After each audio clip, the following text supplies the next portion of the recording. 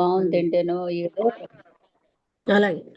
ఓం శ్రీ ఓం శ్రీ గురుభ్యో నమః. ఇవాళ రోజు 8వ తారీఖు మార్చి నెల 2026.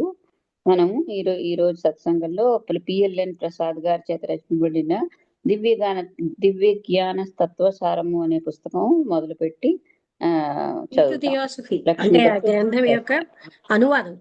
థియాసఫీ గ్రంథం యొక్క అనువాదం. ఇది థియాసఫీ అనే గ్రంథం తాలూక అనువాదం. లక్ష్మి గారు చదువుతారు, వినిపించి చర్చిస్తారు. కల్ల లాల్కాట్ గారితో కలిసి పీఠిక దివ్యజ్ఞాన సమాజాన్ని స్థాపించిన హెలెనా పెట్రోవ్నా బ్లవెట్స్కీ ఈ థియాసఫీ అనే గ్రంథాన్ని 1889లో రచించారు. దీని నేను దివ్యజ్ఞాన తత్వసారం అనే పేరుతో అనువాదం చేయడానికి సాహసించాను. ఈ గ్రంథం దివ్యజ్ఞాన సమాజం స్థాపించిన మలి దశాబ్దంలోనే ప్రపంచానికి అందించబడింది. ప్రపంచం అంతా రాజకీయంగా, మతపరంగా, జాతులు, దేశాలు ఘర్షణలకి లోనవుతున్న కాలం అది. భిన్న మతాలు తమ ఆచారాలను, సంస్కృతులను మరొకరిపై రుద్ది ఆధిక్యాన్ని ప్రదర్శిస్తున్న కాలం అది. మతం ముఖ్యంగా చర్చి రాజకీయాలని శాసిస్తున్న రోజుల్లో రవి అస్తమించని బ్రిటిష్ సామ్రాజ్య ప్రపంచాన్ని ఉక్కుపాదం క్రింద నొక్కుతున్న రోజుల్లో దివ్యజ్ఞాన సమాజం ఆవిర్భవించింది. ఏ గ్రంథమైనా ఏ కాలంలో రచించబడింది అనే విషయానికి చాలా ప్రాధాన్యం ఉంటుంది. ఈ థియాసఫీ అనే గ్రంథంలో బ్లావెట్స్కీ అందించిన దివ్యజ్ఞాన సారాన్ని ఆధారం చేసుకుని గత 136 ఏళ్లలో డాక్టర్ అనీ బిసెంట్ తో సహా ఎందరో రచయితలు దివ్యజ్ఞానాన్ని ప్రపంచానికి అందించారు. ఒక విధంగా చెప్పుకోవాలంటే ఈ గ్రంథం యథార్థంగా దివ్యజ్ఞాన సారమే. అందుకే నేను ఈ గ్రంథానికి తెలుగులో దివ్యజ్ఞాన సారం అని పేరు నిశ్చయించాను.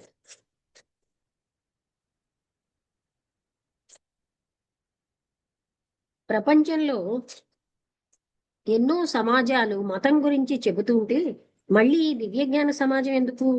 ఈ సర్వమానవ సౌభ్రాతృత్వం ఏమిటి? మానవులంతా సమానం ఎలా అవుతారు అని ప్రజలు దివ్యజ్ఞాన సమాజాన్ని ప్రశ్నించారు. అసలు దివ్యజ్ఞానం అంటే ఏమిటి అని కూడా ప్రశ్నించారు. దివ్యజ్ఞానం ఒక మతము, విజ్ఞాన శాస్త్రము, తత్వశాస్త్రాల త్రివేణి సంగమం అని దివ్యజ్ఞాన సమాజం నిరూపించింది. మతము, విజ్ఞాన శాస్త్రము, తత్వశాస్త్రాల త్రివేణి సంగమం. సర్వమత సారం ఒక్కటే అని ఘోషించింది. సర్వమతాల సారాన్ని అధ్యయనం చేస్తే నీలోనూ ప్రకృతిలోనూ ఉన్న నిగూఢ తత్వాన్ని, శక్తులని అధ్యయనం చేస్తే సర్వజీవులలో ఒకే పరబ్రహ్మ స్వరూప దర్శనం నీకు కలుగుతుందని చాటి చెప్పింది. ఈ గ్రంథంలో దివ్యజ్ఞాన సమాజాన్ని ఒకవైపు, దివ్యజ్ఞాన సాహిత్యాన్ని మరోవైపు బ్లవెట్స్కీ దర్శింపచేసింది. ఈ గ్రంథం దివ్యజ్ఞాన స్వరూపాన్ని మనకి చూపించే దివ్య దర్పణం. దివ్యజ్ఞాన సమాజం స్థాపించబడిన కాలంలో ఆధ్యాత్మిక ప్రస్థానం గురించి ప్రజల్లో ఎన్నో సందేహాలు, అపార్థాలు, మూఢనమ్మకాలు, ఊహాపోహలు వ్యాప్తిలో ఉండేవి. దీనికి తోడు ఒక్కో మతంలో యథార్థ జ్ఞానానికి ఎన్నో భాష్యాలు వినిపించాయి. ఏకం సత్ విప్ర బహుదా వదంతి అని అందరికీ తెలిసిన మతం గురించి, ఆచారాల గురించి ఎన్నో వాదోపవాదాలు చెలరేగాయి.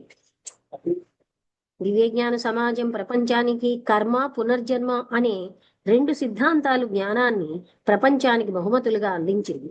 ఈ 2 విషయాల్లోనూ ప్రజల్లో స్పష్టమైన జ్ఞానం వ్యాప్తిలో లేదు. వ్యాఖ్యానాలు చెప్పేవారు కూడా సమకాలీన ఆచారాలని, సాంప్రదాయాలని దృష్టిలో పెట్టుకుని దానికి స్వీయ ప్రజ్ఞని జోడించి చెప్పడం వలన ఎన్నో వైరుధ్యాలు వచ్చాయి. ప్రజల్లో సందేహాలు విపరీతంగా పెరిగిపోయాయి. బ్లావెట్స్కీ ఈ రెండింటి గురించి చాలా కూలంకషంగా ఈ గ్రంథంలో వివరించింది. మరణానంతరం స్థితి గురించి, స్వర్గ నరకాల గురించి ప్రతి మతం భిన్న విధాలుగా బోధించింది. బ్లావెట్స్కీ చాలా విపులంగా జీవాత్మ ప్రయాణాన్ని వివరించింది. ఈ ఆధ్యాత్మిక విషయాల గురించిన సందేహాలు ఎన్నో ప్రజలని వేధిస్తూనే ఉన్నాయి. ఈ గ్రంథం ప్రజల మనస్సుల్లోని ప్రశ్నలను అదే ప్రక్రియలో రూపొందించబడింది. ఈ ప్రశ్నలని మనలోని ప్రశ్నలే. ఇలా ప్రశ్నోత్తరాల రూపంలో ఈ గ్రంథం రూపొందించబడడం వలన పాఠకులకు దీనిని అధ్యయనం చేయడం మరింత సులభం అయింది. భారతదేశంలో యుగ యుగాలుగా వ్యాపించిన ఆధ్యాత్మిక బోధనలతో పాటు ప్రపంచవ్యాప్తంగా భిన్న మతాల్లో ఉన్న సత్య స్వరూపాన్ని బ్లావెట్స్కీ మనకి గ్రంథంలో చూపింది. ఈ గ్రంథం ఆనాడు ఒక నవీన ఆవిష్కృత సత్య దర్శనం, ఈనాడు సమగ్ర తాత్విక దర్శనం. ఇదే వాస్తవంగా దివ్యజ్ఞాన తత్వసారం. పిఎల్ఎన్ ప్రసాద్. అది అధ్యాయం 1, దివ్య జ్ఞానము, దివ్య జ్ఞాన సమాజము, థియోసఫీ, థియోసాఫికల్ సొసైటీ. దివ్య జ్ఞానం పదానికి అర్థం, the meaning of the name. సాధకుడు దివ్య జ్ఞానము దాని సిద్ధాంతాలు తరచుగా ఇది కొత్తగా సృష్టించబడిన మతం అనే అర్థంలో దీనిని ప్రస్తావించాయి. అది ఒక మతమా? దివ్య జ్ఞానం ఇది కొత్త మతం కాదు. దివ్య జ్ఞానం అనేది దివ్యమైన జ్ఞానము లేదా విజ్ఞాన శాస్త్రం. సాధకుడు ఈ పదానికి నిజమైన అర్థం ఏమిటి? దివ్య జ్ఞానం దివ్యమైన జ్ఞానము లేదా భగవత్ సంబంధిత జ్ఞానము. గ్రీకులో థియోస్ అంటే భగవంతుడు, దివ్యమైన స్వరూపం.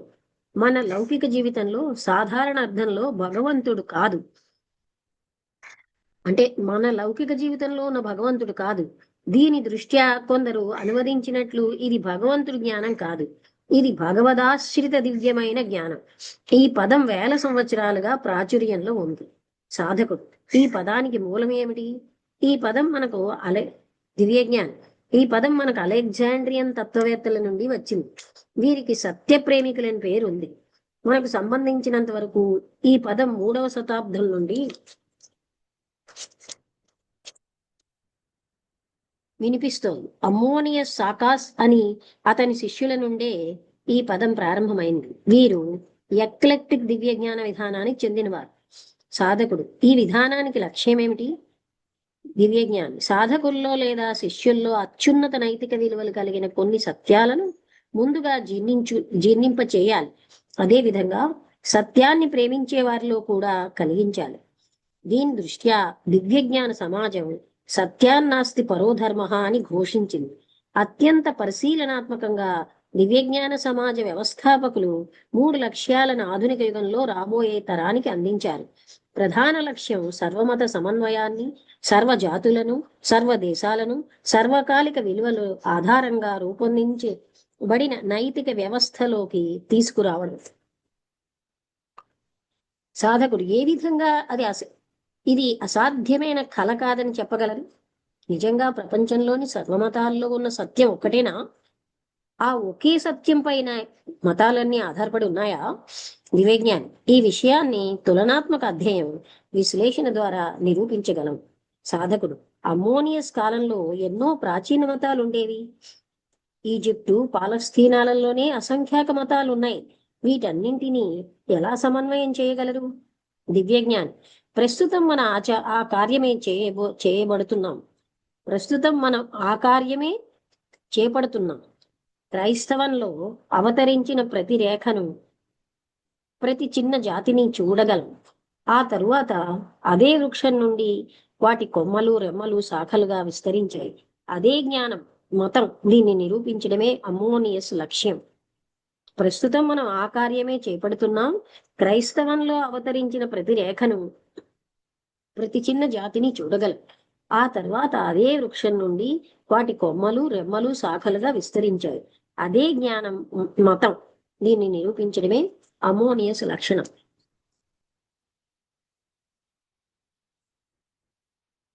లక్ష్యం యూదులు, క్రైస్తవులు, జ్యూ విగ్రహారాధకుల మధ్య ఉన్న వివాదాలను తొలగించడానికి కృషి చేశారు. వీరందరిలోనూ ఉన్న మౌలిక సత్యం ఒక్కటే అని జ్ఞాపకం ఉంచుకోవాలి. ఇవి ఒకే సత్యానికి భిన్నమైన వస్త్రాలు. వీరందరూ ఒకే తల్లి పిల్లలు. అదే దివ్యజ్ఞాన లక్ష్యం. సాధకుడు ఇది ప్రాచీన అలెగ్జాండ్రియా దివ్యజ్ఞానం ప్రతిపాదన అని చెప్పడానికి మీ దగ్గర ఆధారాలు ఉన్నాయా? దివ్యజ్ఞానం సుప్రసిద్ధులైన అనేక రచయితలు ఉన్నారు. సత్య ప్రేమికుడైన గ్రీకు ఫిలాథిస్కు క్లెమెంట్, అథెనో గాలోనా అనే 2 చర్చి ఫాదర్లు సహాయం చేశారు. సైనాగోగు ప్రాంతానికి చెందిన యాద మత గురువు సమర్థన కూడా లభించింది. తత్వవేత్తల సంస్థ కూడా దీనికి తోడైంది. ఆయన వారందరికీ ఒకే విధంగా సమానంగా వర్తించే సిద్ధాంతాన్ని బోధించారు. ఆయన అనుయాయులు ఒకే మార్గంలో ఉన్నారు. అయితే వీరికి కొద్దిపాటి గుర్తింపు మాత్రమే లభించింది. సాధకుడు అమ్మోనియస్ క్రైస్తవంలో జన్మించాడు. అతడి క్రైస్తవాన్ని, క్రైస్తవ విశ్వాసాలని ప్రబోధించాడు. కాబట్టే అతడికి ఈ ప్రోత్సాహం లభించిందా? దివ్యజ్ఞానం ఎంత మాత్రం కాదు. ఆయన క్రైస్తవంలోనే జన్మించినప్పటికీ ఎప్పుడూ చర్చిని, క్రైస్తవాన్ని ఆమోదించలేదు. సాధకుడు అమ్మోనియస్ ఏ గ్రంథాలు వ్రాయలేదు. అప్పుడు ఆ- అవన్నీ ఆయన బోధనలు అన్నది ఎలా నమ్మాలి? దివ్యజ్ఞాని నిజానికి బుద్ధుడు, పైథాగరసు, కన్ఫ్యూషియస్, ఆర్ఫియస్, సోక్రటీస్, చివరకు జీసస్ కూడా ఏమీ వ్రాయలేదు. అయినప్పటికీ వారు చారిత్రక పురుషులే. వారి బోధనలు కాలంలో నిలిచి ఉన్నాయి. అమ్మోనియస్ శిష్యుల్లో ఓరిజిన్, లోటీనస్, లోంజినస్,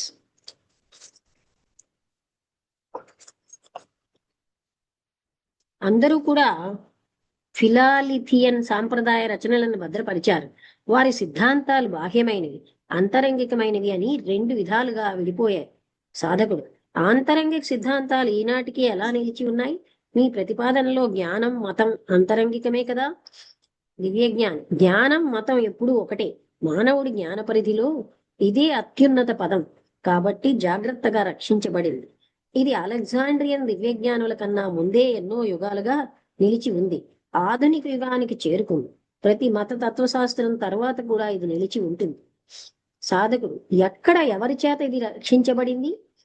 దివ్యజ్ఞాని ప్రతి దేశంలోని దీక్షా స్వీకర్తలు, సత్యాన్వేషకులు వీటిని కాపాడారు. ప్రపంచంలో ఎక్కడ వీటిని అత్యంత విలువైనవిగా పరిగణిస్తారో అక్కడ కాపాడారు, ఎలుగెత్తి చాటారు. సాధకుడు ఈ ఆంతరంగిక విషయాలకు సాక్ష్యాలు చూపగలరా? దివ్యజ్ఞాని వాస్తవానికి అత్యుత్తమ సాక్ష్యం ప్రతి ప్రాచీన మత సంబంధమైనది లేదా తాత్వికమైనది ఒక ఆరాధనా విధానం, అది ఆంతరంగికమైన బాహ్యమైనదైనా ప్రతిదీ దీని క్రిందికే వస్తుంది.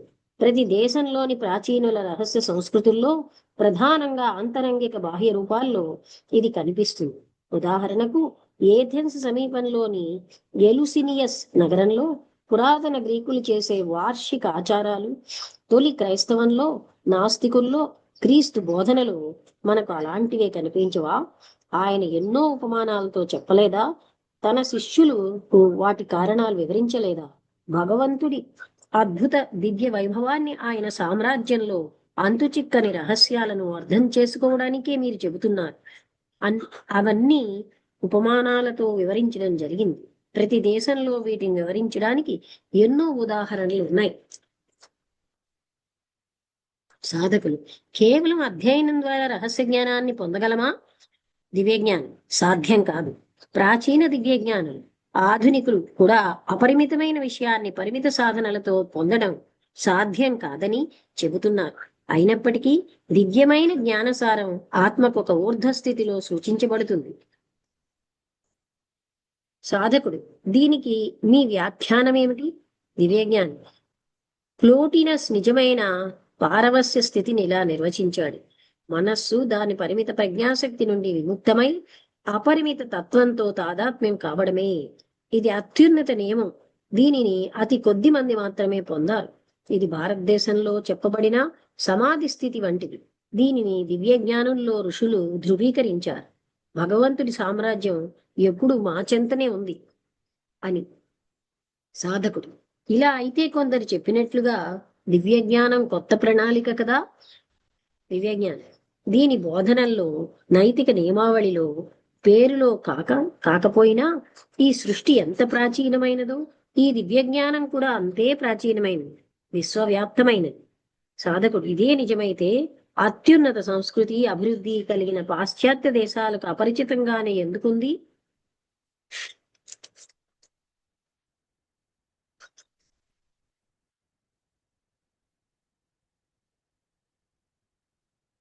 దివ్యజ్ఞాని ప్రాచీన కాలంలో కొన్ని దేశాలు మనకంటే ఎంతో సాంస్కృతికంగా, ఆధ్యాత్మికంగా అభివృద్ధి చెందాయి. అందులో ఒకదాన్ని సెయింట్ పాల్ సాంస్కృతికంగా అభివృద్ధి పొందిన ఏథెన్స్ ప్రజలకు అందించాడు. ఎన్నో శతాబ్దాలుగా ఒక ఆధ్యాత్మిక అంతర్ముఖం దూరమైంది. ఇది పెద్ద నష్టమే. ఇంద్రియాలకు అత్యంత ఆసక్తి చూపుతూ మూఢనమ్మకాలు, పూజా పునస్కారాలకు దాస్యం చేసే వారికి దర్శనం కరువైంది. నిజమైన దివ్యజ్ఞానం ఇలాంటి వారికి అందకుండా రహస్యంగా దాచిపెట్టడమే ప్రధాన కారణం. సాధకుడు ఇలా రహస్యంగా ఉన్నాయనడానికి మీరు సాక్ష్యాలు చూపారు, కానీ దీని కారణం ఏమిటి? దివ్యజ్ఞాని కారణాలు: ఒకటి, సామాన్యుడు వక్రబుద్ధితో, స్వార్థ ప్రవృత్తితో వ్యక్తిగత కోరికలు తీర్చుకోవడానికి, ఇతరులకు హాని కలిగించడానికి ప్రయత్నిస్తాడు. అతి సన్నిహితులకి తప్ప ఇంతటి దివ్య రహస్యాలను ఎవరికి అందించలేడు. అటువంటి వ్యక్తులకి దివ్యమైన రహస్యాలను ఉపదేశించలేడు. పవిత్రమైన జ్ఞానం పవి అపవిత్రం అవుతుందేమో అనే భయం కాలక్రమంలో ప్రతీకలు చిహ్నం వక్రీకరించబడి ఆధ్యాత్మికానికి బదులు పాశవికంగా మారాయి. దివ్యమైన భావనను చిన్న విగ్రహానికి పరిమితం చేశారు సాధకులు. మీరందరూ గౌతమ బుద్ధుని అనుయాయుల దివ్యజ్ఞాని. ప్రపంచంలో సంగీత కళాకారులందరూ గ్రీకు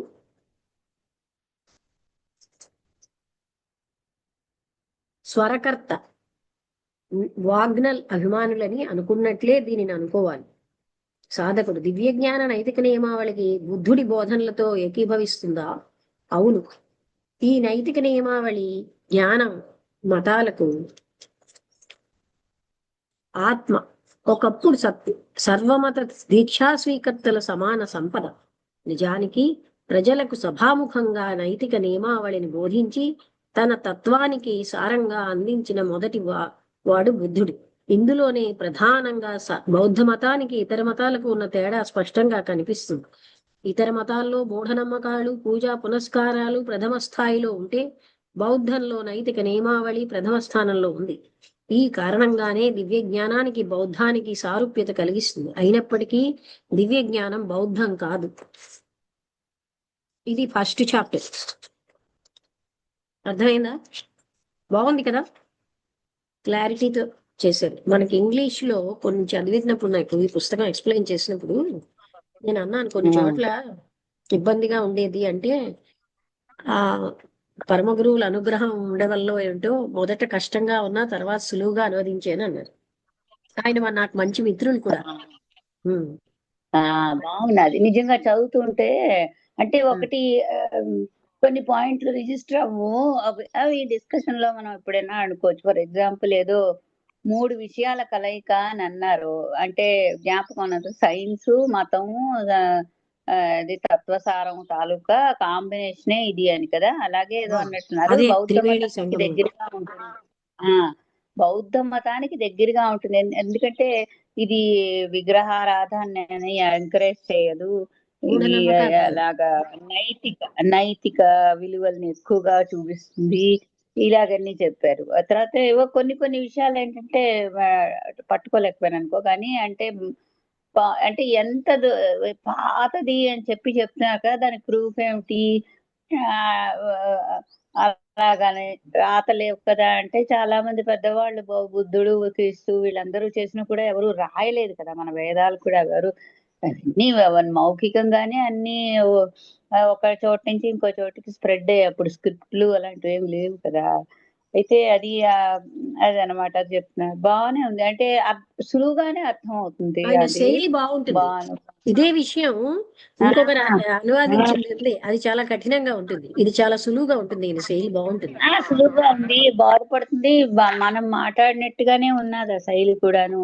ఆ తర్వాత ఏంటంటే ఏదో నేను ఒకటి అడుగుతున్నాను లక్ష్మి. ఇప్పుడు ఈ వర్డ్ థియాసఫీ అనే వర్డ్ మనకి చాలా మందికి ఏమిటో అది బోధపడదు, తెలియదు. నేను డిస్కస్ చేసి నీ సర్కిల్స్ అన్ని వేరు కాబట్టి నీకు వాళ్ళకి తెలుస్తాయి. కానీ ఇక్కడ ఉన్న వాళ్ళలో కానీ మన పిల్లల్లో మనుషుల్లో థియాసఫీ అంటే ఎవరికి అర్థం కాదు. ఒకవేళ మనం థియాసఫీ అంటే ఏమిటని చెప్తాం?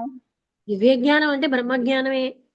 అయితే ఇది ఇప్పుడు చెప్పారు కదా, ఆ పదం ఎప్పటి నుంచో వచ్చింది అని. అంటే ఇదంతా ఒక రకంగా థియాసఫీ ఇస్ నథింగ్ బట్ బ్రహ్మజ్ఞానం. అంటే కానీ దాన్ని కూడా ఒక రకమైన స్ట్రక్చర్ గా తయారు చేశారా ఏమైనా అని. అంటే మీరు అంటే ఒక జ్ఞానం తాలూకు సముదాయం, ఒక గ్రూపు, ఒక జీవన విధానం అన్నారు. ఒక దగ్గర దివ్య జ్ఞానం అనేది ఒక మతం కాదు, విజ్డమ్ రిలీజన్ అన్నారు. అంటే జ్ఞాన మతం మామూలుగా. ఆ తర్వాత ఏంటంటే జీవించే విధానమే ఇది. కానీ మరి ఎందుకు చాలా మందికి థియాసఫీ అనే వర్డే బోధపడదు, తెలియదు ఇలాంటిది ఉన్నది? ఎందుకంటే దీనికి ప్రాపగేషన్ తక్కువ ఒకటి. రెండోది 1885 నుంచి ఉంది కదా. ఉంటే ఏమైంది, ఎన్నో విషయాలు 1700 1600 నుంచి కూడా ఉన్నాయి. కాదు, ఈ సంస్థ 1875లో స్థాపించబడింది. అయితే ఆ ఎవరు ఏంటి లేదు, నాకు వద్దండి పేపర్, వద్దండి సార్. లేదు మేడం, నేను క్లాస్ లో ఉన్నానని చెప్తాను. క్లాస్ లో ఉన్నారా మీకు? సరే తర్వాత రాట్లాడు.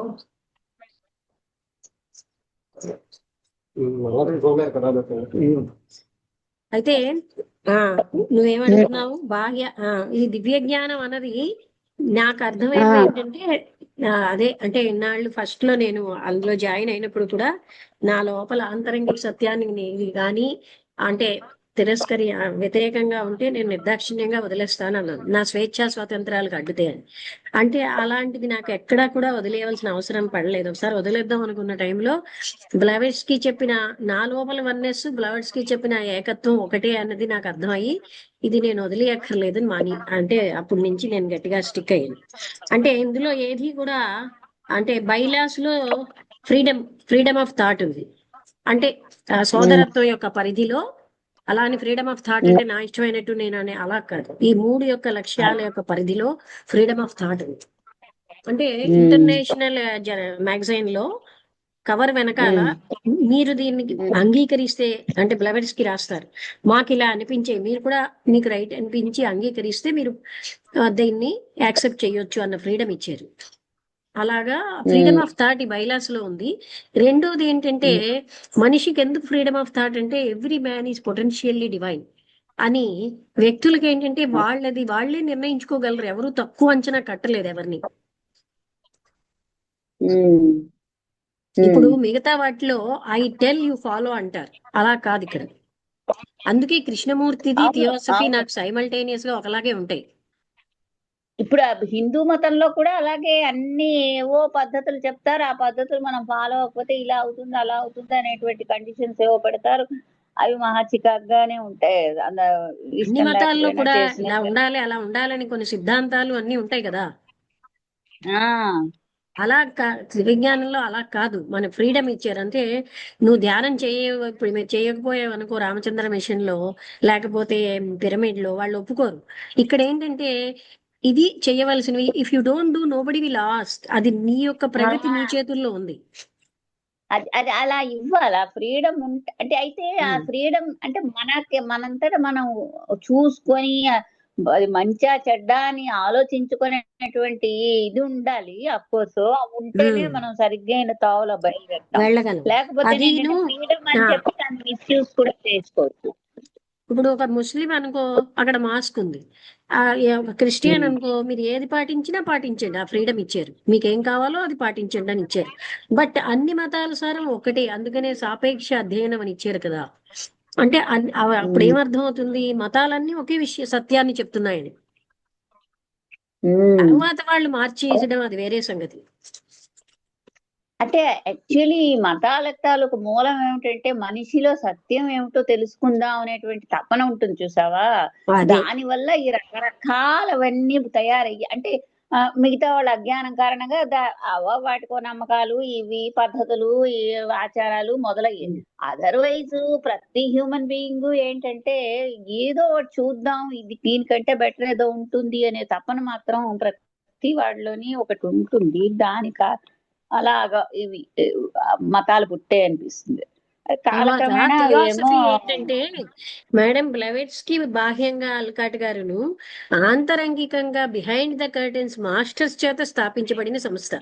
పరమ గురువులే వాళ్ళ సంకల్పంతో, ఎందుకంటే వాళ్ళు ఒక దగ్గర అడుగుతారు, do you help us in establishing theosophical society అని మేడం కల్నల్ ఆల్కాట్ గారిని. అంటే ఏంటి, వాళ్ళు వీళ్ళని ఎన్నుకున్నారు.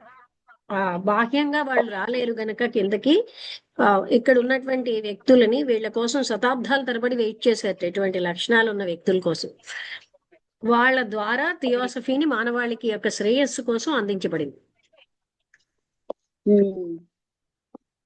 అది బిహైండ్ కర్టెన్స్ మాస్టర్స్. ఎందుకంటే మహాత్మా లెటర్స్ అని ఒకటి ఉంది. మహాత్ములు ప్రెసిపిటేషన్ అనే పద్ధతితో లెటర్స్ రాసేవారు.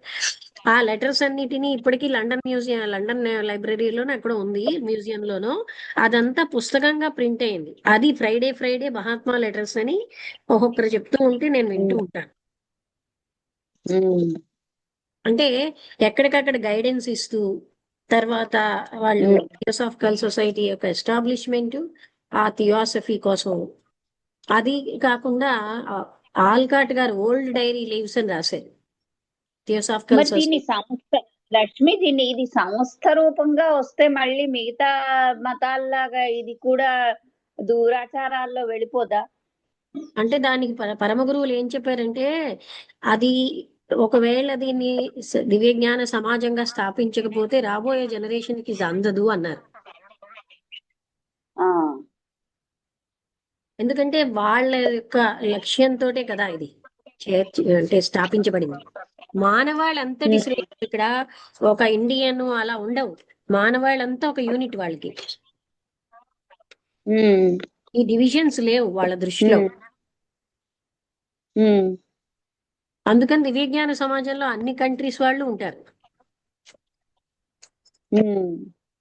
అన్ని మతాల వాళ్ళు. అందుకే సర్వమత ప్రార్థన చేస్తారు ఇంటర్నేషనల్ కన్వెన్షన్ స్టార్టింగ్ లో. అన్ని మతాల ఎక్స్పర్ట్స్ వాళ్ళు వచ్చి ప్రార్థన చేస్తారు.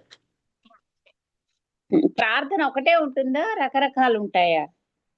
ఇది వాళ్ళ ప్రార్థనలు ఒక రకరకంగాను. ముస్లిం ఒకలా చేస్తారు, క్రిస్టియన్ ఒకలా చేస్తారు, హిందూ ప్రార్థన ఒకలాగా, వాళ్ళ ప్రార్థనలు చేస్తారు.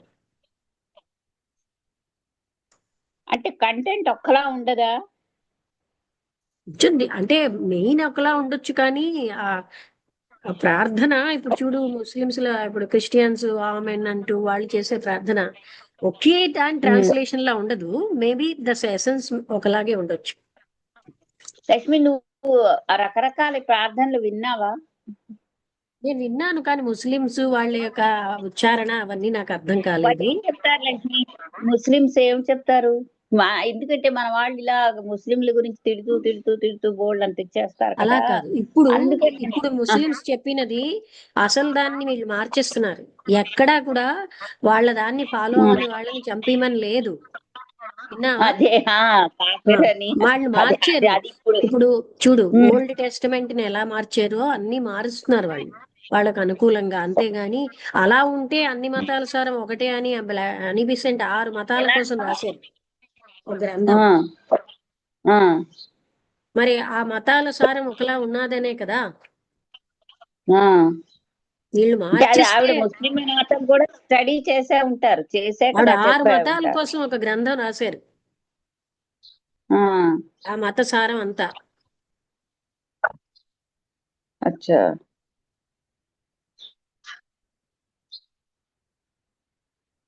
అందుకోసమే ఇప్పుడు మనకేంటంటే ఈవెన్ హిందువులు కూడా చాలా ఛాందస అభిప్రాయాలు కలిగి ఉన్నారు కదా. అంటే అవునవునవును. మతము మైనస్ సూపర్స్టిషన్ ఈజ్ థియోసఫీ అని చెప్పొచ్చు.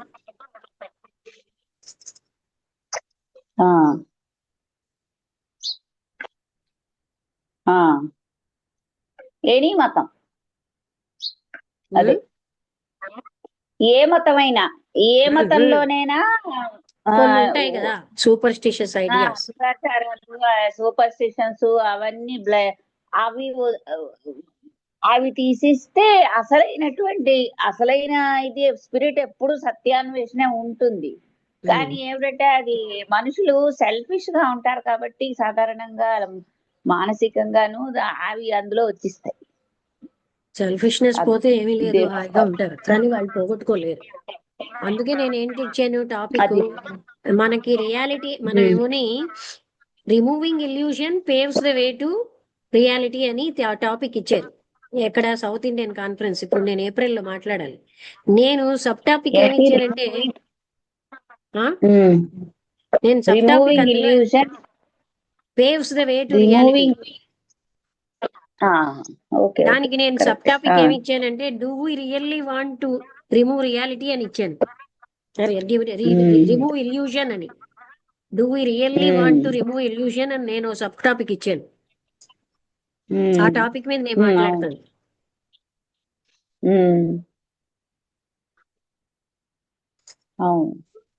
we want to live in illusion and temporarily be happy with that illusion. ఎందుకంటే మనకు అది టెంపరలీ సుఖంగా అనుకోం, ఉంటుంది. And we want it is only permanent అని we think like that. It is only permanent. అది సుఖంగా ఉంటుంది, సుఖంగా కూడా ఉంటుంది, మనకి కన్వీనియంట్ గా ఉంటుంది. అందుకని మనం ఇల్యూషన్ నుంచి బయటికి రావడానికి ఇష్టపడలేదు. అందుకనే ఎందుకు నాకు ఆ టాపిక్ మీ సబ్ టాపిక్ మీరే ఇవ్వాలంటే ఎన్ని రకాలుగా ఆలోచించాక నాకు ఈ టాపిక్ ఇస్తే బెటర్ అనిపించి ఇచ్చాను. దీని స్కోప్ బోల్డ్ అంత ఉంది చెప్పడానికి. అంటే అట్ ద సేమ్ టైం చాలా డెలికేట్ గా చెప్పాలి ఇది. అక్కడ అందరూ కూడా మంచి స్టడీ చేసిన వాళ్ళు ఉంటారు కదా. అందుకే రామస్వామి స్వామీజీ అనేవారు థియోసాఫికల్ సొసైటీలో లెక్చర్ ఇవ్వడం ఆషామషి కాదని. ఎక్కడ ఇది మద్రాస్, వెళ్తున్నావు నువ్వు? అదే అడయారా? చెన్నై. అక్కడ సౌత్ ఇండియన్ కాన్ఫరెన్స్ అని ప్రతి ఏడాది అవుతుంది. మా ప్రెసిడెంట్ గారు ఎన్నుకుంటారు ఎవరెవరు మాట్లాడాలి. అలాగా నాకు నేను అలా కొన్ని సంవత్సరాలే మాట్లాడుతున్నాను. ఏళ్ల నుంచి వెళ్తున్నావు, తెలుసు, వింటున్నాను కదా, ఏళ్ల నుంచి వెళ్తున్నావు అని. అది ఏమైనా లైవ్ లక్ష్మి, అది లైవ్ ఏమైనా ప్రసారణ ఉంటుందా పోనీ మనం చూడడానికి వాటికి? ఏమో ఇంతకు ముందు అయితే లేదు, ఇప్పుడు పెడితే మరి పెట్టొచ్చు. ఎందుకంటే మొన్న కన్వెన్షన్ లైవ్ పెట్టారు, ఇంటర్నేషనల్ కన్వెన్షన్. Okay okay. ఎందుకంటే టెక్నాలజీ బాగా ఇంప్రూవ్ అయిపోయింది కదా, అందుకని అందరూ రాలేరు చేయలేరు, కానీ రీచ్ అవుట్ అవడానికి ఇలాంటివి పెడితే ఎవరన్నా ఇంట్రెస్ట్ ఉన్న వాళ్ళు వినడానికి. లైవ్ మరి పెడతారా లేదా ఇంతవరకు అయితే సౌత్ ఇండియన్ కాన్ఫరెన్స్ పెట్టలేదు. నాది రికార్డ్ చేసి నేను ఒకవేళ పెడితే మాత్రం మాకు కొంచెం గ్రూప్ లో లింక్ షేర్ చేస్తే మరి చూస్తాం ఎలా ఉంటుందో కనీసం. అది అలాగే ఆ లింక్ ఉంటే నేను అప్పుడు పంపిస్తాను, పెడితే బాగుంటుంది. అంటే శ్యామలు ఎప్పటి నుంచో అనడం వల్ల పిలిచారు, నువ్వు వస్తావా అడిగారని. వస్తానండి. అందుకని అంటే నాకు సహాయంగా కూడా ఉంటుంది, ఎవరో ఒకరు ఉంటే చాలు కదా. నాకు అడయారు చూడాలని ఎప్పుడో చెప్పింది ఎన్నో సార్లు, అందుకని అడిగాను. ఎన్నో తారీఖు ఇది? 3, 4, 5 ఏప్రిల్. నేను 2వ తారీఖు బయలుదేరి వెళ్తాను, 6వ తారీఖు వస్తాను. అంటే సెకండ్ సాటర్డే కాదు, సెకండ్ సాటర్డే కాదు, Saturday, good Friday, Saturday, Easter Sunday 3 రోజులు పడుతుంది ఎప్పుడు. Okay okay. ఎప్పుడు అలాగే పడుతుందా? ఈ రోజుల్లోనే పడుతుందా? ఎప్పుడో వెరీ వెరీ ఎక్సెప్షన్స్ తప్ప ప్రోగ్రామ్స్ ఇంకేదా సామాన్యంగా ఇలాగే ఉంటాయి. అయితే వీళ్ళు అక్కడ నీకు అంటే లాడ్జింగ్, భోజనం ఇలాంటివన్నీ వాళ్ళే చూసుకుంటారా, నువ్వు చూసుకోవాలా? అవన్నీ మనం డబ్బులు పే చేయాలి. అదేలే, కానీ అంటే చూడడం అంతా చాలా బాగా అక్కడే ఉంటాయి. లాడ్జింగ్, బోర్డింగ్ అన్ని అక్కడే. భోజనం 6:30కి సాయంత్రం, పొద్దున్న 12 గంటలకు, 11:30కు. అంటే నాకు రావాలని మనసులో ఉన్నది, కానీ ఇప్పుడు చాలా దగ్గర చాలా తక్కువ టైం ఉంది. నెక్స్ట్ ఇయర్ నాకు చెప్పు. నేను అంటే మొదటి ఒక నెల రోజుల ముందు నుంచి చెప్తే నేను టికెట్ రిజర్వ్ చేసుకొని దానికి ఖర్చులకి వాటికి నేను పేమెంట్ చేసుకుంటాను, చూస్తాను ఎలా ఉంటుందో అది. అవును, అడయారు చాలా మంచి ప్లేస్, చాలా అందంగా ఉంటుందని అందరూ చెప్తారు. కిరణ్ బేడి అన్నారు, out side Adyar, inside Adyar కాలు పెట్టేసరికి ఎంత తేడా ఉంటుందో. Though it is in the midst of the city, అంత అట్మాస్ఫియర్ లో, అంటే మానసిక అట్మాస్ఫియర్ లో కూడా అంత తేడా ఉంటుంది అన్నమాట. అక్కడ ఎన్ని రోజులు ఉంటుంది ఇది? 3 రోజులే. కన్వెన్షన్ అయితే 5 రోజులు. ఇంటర్నేషనల్ కన్వెన్షన్ అని జరుగుతుంది, అప్పుడు చాలా జనం ఉంటారు. ఇందులో జనం తక్కువ ఉంటారు, 3 డేసే. అది సుఖం అయితే బాగుంది. నెక్స్ట్ ఇయర్ నాకు కొంచెం చెప్పు మొదటి నుంచి. నాకు కూడా ఉండొచ్చు నువ్వు నాకు నెక్స్ట్ ఇయర్. అలాగే ఎక్కడో చూద్దాం, నా మనసులో ఉంది చాలా. బాగుంటుంది చూడాల్సిన. అంటే చాలా మంది అవుట్ సైడర్స్ వాకింగ్ కి రావడానికి, అక్కడ వాళ్ళ చీఫ్ మినిస్టర్ కూడా వాకింగ్ కి వస్తారు. పర్మిషన్, అక్కడ వాళ్ళకి పర్మిషన్ తీసుకుని రావాలి, పర్మిషన్ లెటర్ ఉండాలి. అందుకే నువ్వు థియోసాఫికల్ మెంబర్ అయ్యేవనుకో ఇలాంటివన్నీ అక్కర్లే. అక్కడ ఏమీ లేదు, అంటే ఇంటర్నల్ గా ఏ కాన్ఫరెన్స్ కైనా వెళ్ళొచ్చు. ఆహా. కానీ నేను అన్ని కాన్ఫరెన్స్లు అని వెళ్ళలేను, కానీ ఇదిగో నువ్వు ఉన్నావు కాబట్టి ఓసారి మనకు అవునవును తెలుస్తుంది విషయాలన్నీ. ఉంది. సరే, అలా డెఫినెట్ గాను బాగున్నది. వాళ్ళు స్టార్ట్ చేసినటువంటి గ్రంథం కూడా ఈయన బాగుంది. అంటే నీకు ఇదే పుస్తకం ఇంకొకటి, అది కొంచెం క్లిష్టమైన భాషలో, ఇతని యొక్క భాష శైలి బాగుంటుంది. తర్వాత ఏంటంటే ఇతను సింపుల్ గా. Second generation theosophist. ఇతనేమోని ప్రిన్సిపల్ గా చేశారు పిహెచ్డి ఇన్ తెలుగు. ఆ తర్వాత ఉమ్, ఆయనకి మొదటి నుంచి వాళ్ళ నాన్నగారు డెడికేటెడ్ థియాసఫిస్ట్. ఆయన నాకు వర్కర్స్ ట్రైనింగ్ క్యాంప్ లో డైరెక్టర్. వీళ్ళ అమ్మగారు నాన్నగారు నాకు చాలా బాగా పరిచయం అనమాట. వాళ్ళ అమ్మగారు అయితే నేను అడయార్ వెళ్ళినప్పుడు మధ్యలో గ్యాప్ లో అంతా వీళ్ళ ఇంట్లో ఉండేదాన్ని. అప్పుడు ఆవిడ 3 గంటలు ఉమ్, మాట్లాడి వెళ్ళిపోతున్నావు, అప్పుడే వెళ్ళిపోతావా అనేవారు. ఆయన అంటూ ఉంటారు, మా అమ్మగారికి ఓన్లీ ఫ్రెండ్ మీరేనండి అని. సో ఆ విధంగా కుటుంబం ఉమ్, అందరూ నాకు బాగా సన్నిహితులు అనమాట. ఈయన వరంగల్లోని లెక్చర్ ప్రిన్సిపల్ గా పనిచేశారు డిగ్రీ. ఆ, అంటే ఉమ్, తర్వాత అదే అంతే. వాళ్ళ ఇంకొక బ్రదర్ ఉన్నాడు, ఆయన కూడా చాలా మంచి థియాసఫిస్ట్, వినయ్ పత్రి అని. ఉమ్. ఉమ్.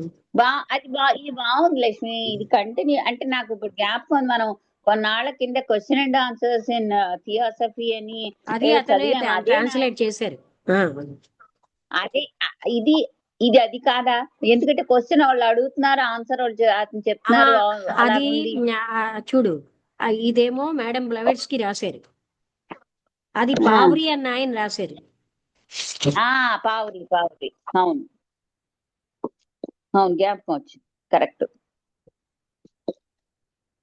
సో ఇది మనకి జూమ్ అయిపోగానే ఆపేద్దాం. అలాగే ఆపేసి, అయితే ఇది రేపు కూడా ఇలా ఇది కంటిన్యూ చేద్దామా? మళ్ళీ నన్ను వెతకమంటావా? నువ్వు వెతుకు, కంటిన్యూ చేద్దాం. వెతకితే ఎందుకు మరి, అందరూ వెతుకుతున్నారు, దొరికిందో లేదో నాకు తెలియదు. ఈ లోపల ఇది కంటిన్యూ చేసాక అది మొదలెడదాం.